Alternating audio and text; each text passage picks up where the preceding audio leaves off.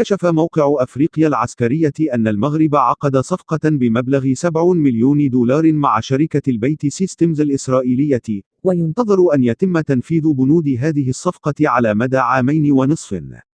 ووفق المصدر نفسه الذي أكد أن الغاية من عقد هذا الصفقة هو تزويد الجيش المغربي بوحدات أي أرضية وذكاء الإشارة، مزودة بتدابير الدعم الإلكترونية، والتدابير الإلكترونية المضادة، بالإضافة إلى أنظمة القيادة والتحكم.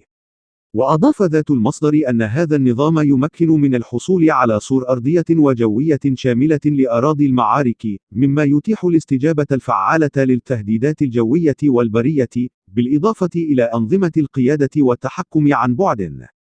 حيث سبق للمغرب أن وقع مذكرة بشأن التعاون السيبراني وأمن البيانات، وقبله في فبراير الماضي، وقع المغرب على اتفاقية لشراء نظام دفاع جوي مع شركة الصناعات الجوية الإسرائيلية بقيمة 500 مليون دولار للحصول على نظام الدفاع الجوي والصاروخي براك MX.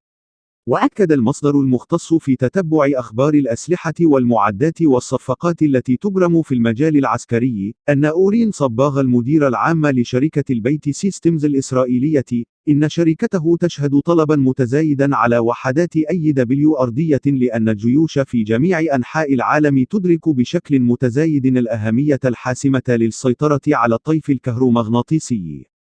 ويأتي هذا الاتفاق الجديد في سياق يواصل فيه المغرب وإسرائيل زيادة تعاونهما الدفاعي بعد توقيع اتفاق دفاعي